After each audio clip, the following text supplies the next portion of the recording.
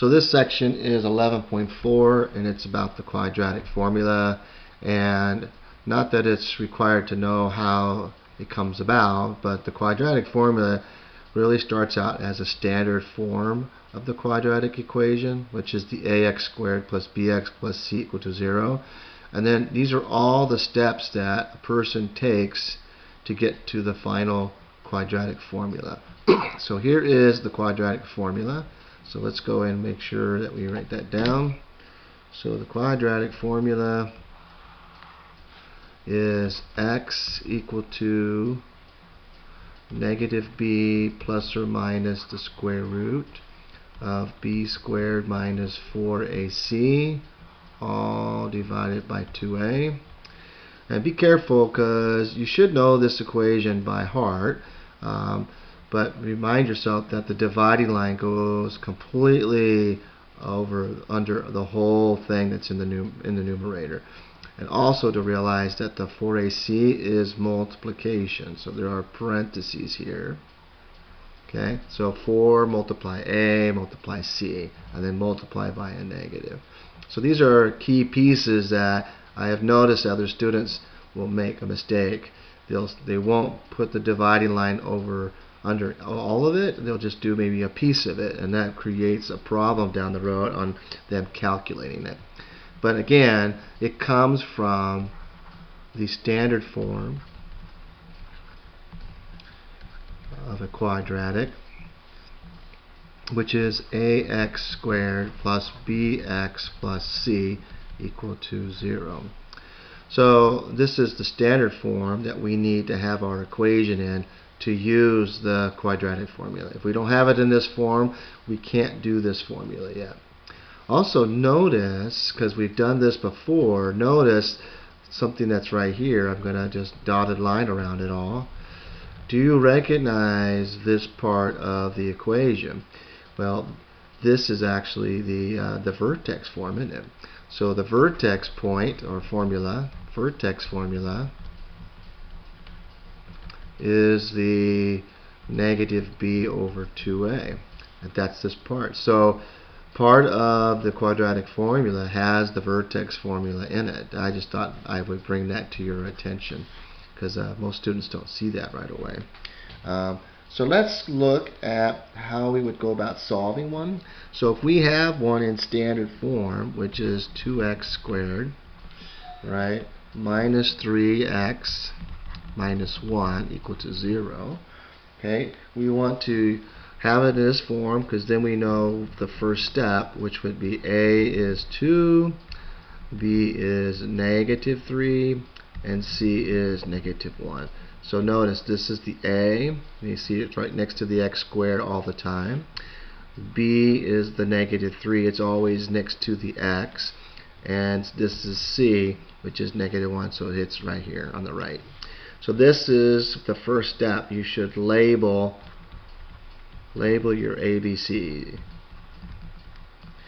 Then your second step is to input the A, the B, and the C.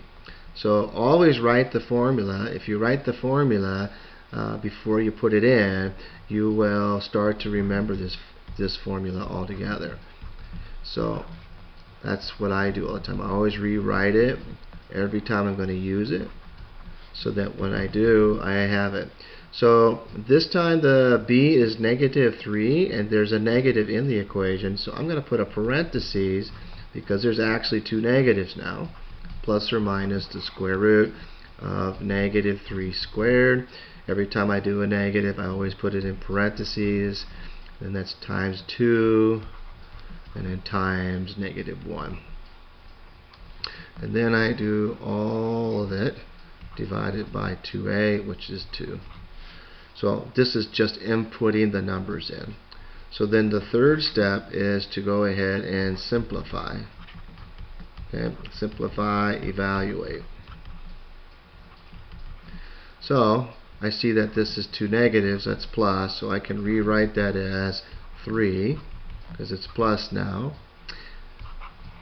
And then I see I should do exponent first, so negative 3 squared is going to be just 9, because the negatives go away.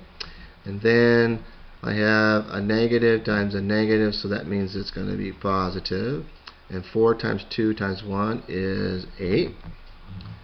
And then 2 times 2 is 4. Okay. So now I go to the next step. So I'll keep on simplifying. So I have 3 plus or minus the square root. Well, 9 and 8 is 17. Okay. And then 4. Okay. So now I'm as simplified as I can be without using a calculator. Okay. And so this gives me two answers when I see the plus and the minus. So now this splits off. Okay.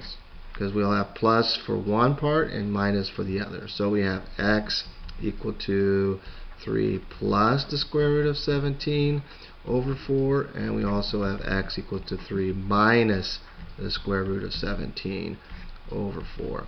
And so these are my two answers. Now usually in the homework they might just ask you to put commas after each of them, or they may want it as a point.